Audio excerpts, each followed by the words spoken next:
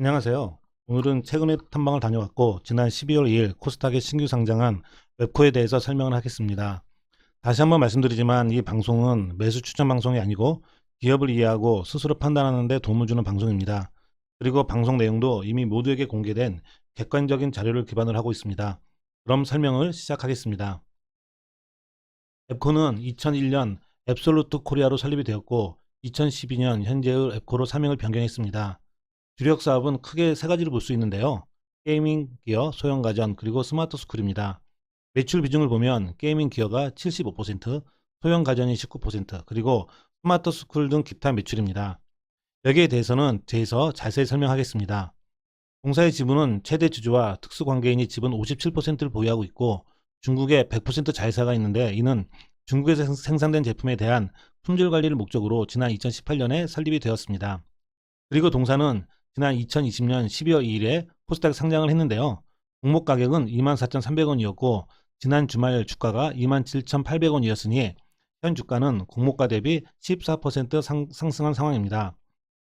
당시 기관 경쟁률이 1141대 1로 상당히 높았고 최근 신규 상장 기업들의 주가가 큰 폭으로 상승했다는 점을 감안하면 동사의 주가는 공모 이후 부진한 상황으로 볼 수 있습니다.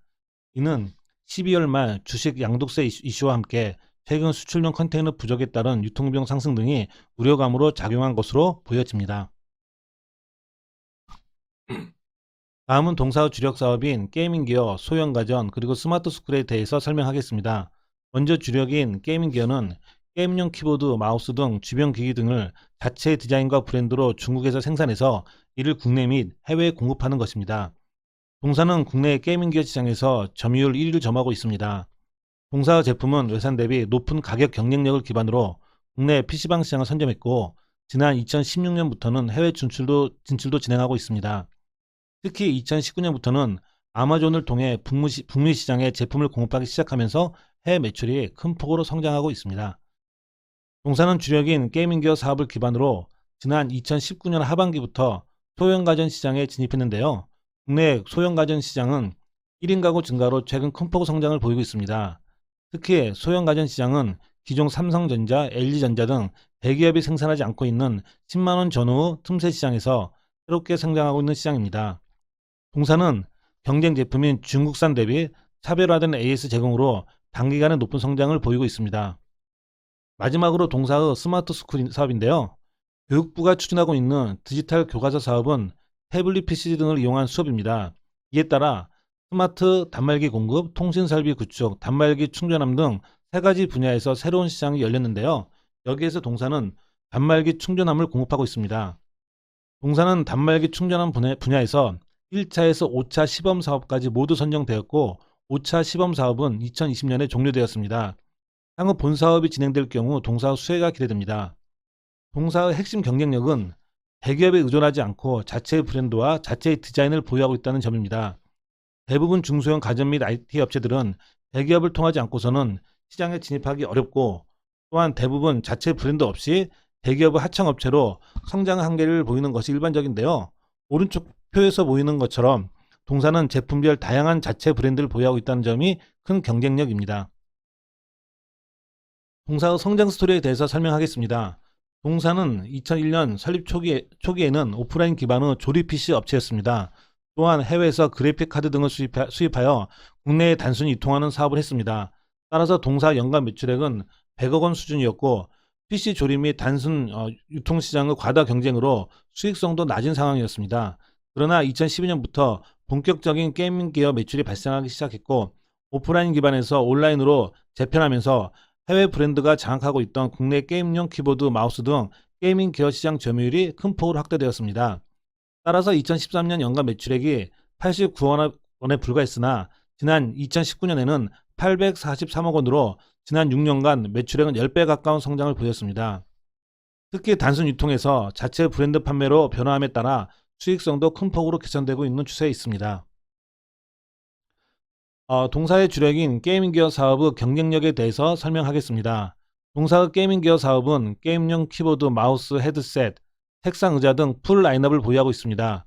국내 대표 온라인 쇼핑몰에서 게이밍 키보드 매출 순위 1위부터 10위까지 모든 제품이 동사의 제품이었고 게이밍 헤드셋은 10위 안에 8개나 포함되어 있고 마우스는 2위와 4위를 점했습니다. 따라서 주요 게이밍 기어 시장 점유율은 1위를 점하고 있습니다.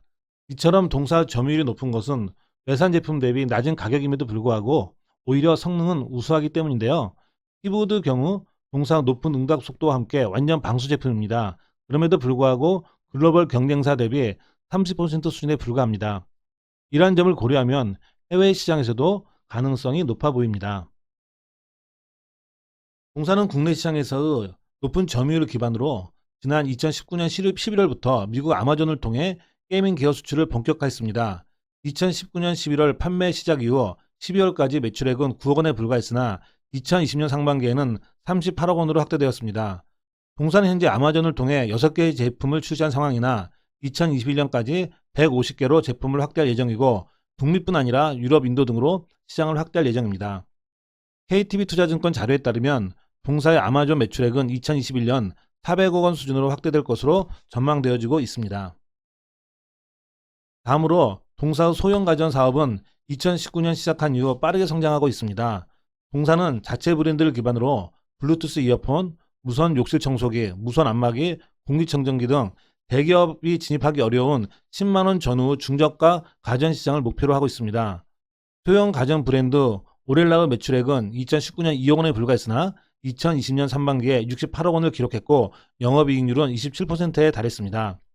또한 음향기기 브랜드 비토닉은 2019년 매출액은 8억 원이었으나 2020년 상반기에는 75억 원을 기록했고 이 또한 영업이익률이 25%에 달했습니다. 다음은 증권사 자료입니다. 왼쪽은 KTB투자증권에서 발간된 자료입니다. 여기에서는 동사가 미국 아마존 마우스 카테고리에서 1위를 점했고 향후 아마존에서 성장 가능성이 높다고 되어 있습니다. 또한 2021년 매출액은 전년 대비 55% 증가한 2,625억 원, 영업이익은 80% 증가한 459억 원으로 전망했습니다. 오른쪽은 유진투자증권 자료인데요. 여기에서는 미국 아마존에서 향후 제품을 6개에서 150개로 확대하고 판매 지역도 미국 중심에서 영국, 인도 등으로 확대할 계획이라고 되어 있습니다. 동사 영업실적에 대해서 설명하겠습니다. 동사 2019년 매출액 및 영업이익은 각각 843억 원, 55억 원이었습니다.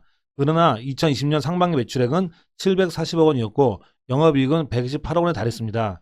이처럼 영업실적이 대폭 성장한 것은 2019년 말부터 시작한 소형 가전 시장 진출과 아마존 진출에 따른 것으로 보입니다. 네이버 자료에 따르면 2020년 연간 매출액은 전년 대비 98% 증가한 1,673억 원, 영업이익은 372% 증가한 260억 원으로 전망되고 있습니다. 그러나 작년 하반기부터 수출용 컨테이너 확보 어려움에 따른 물류비용 증가 가능성과 코스닥 상장을 앞두고 작년 상반기 매출 푸시 가능성 등을 고려하면 동사의 2020년 실적은 네이버 자료보다는 못할 것으로 보입니다. 중요한 것은 2021년 영업 실적인데요. 앞에서 언급한 KTB투자증권은 동사의 2021년 영업이익을 450억 원, 유진투자증권은 영업이익 354억 원, 순이익 228억 원으로 전망하고 있습니다. 보수적으로 유진투자증권 전망치 기준으로 보면 동사의 2021년 PER은 11.8배입니다. 단순하게 보면 동사의 PER이 저평가되었다고 단정하기는 어렵습니다. 그러나 동사는 자체 브랜드를 기반으로 최근 아마존 진출과 소형가전 시장에서 성장 가능성을 고려할 경우 기대 이상의 실적 가능성도 있어 보입니다. 따라서 동사 아마존 수출 동향과 소형가전 판매 상황 등을 점검하면서 접근하시면 좋을 것 같습니다. 내용을 정리하면 동사는 국내 게이밍 기어 시장을 선점했으며 이를 기반으로 아마존 등 해외 시장 진출과 함께 소형 가전 시장에서도 최근 과시적인 성과를 보이고 있습니다. 특히 아마존에서 현재 6개 제품을 공급하고 있으나 향후 150개까지 확대할 것으로 보여 높은 성장이 기대됩니다. 1인 가구 증가 등으로 소형 가전 시장이 확대되고 있다는 점도 동사에 긍정적으로 작용할 것으로 예상됩니다.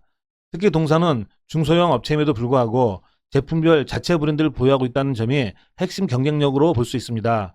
향후 인기 상품이 나올 경우 강한 모멘텀이 발생할 것으로 보입니다.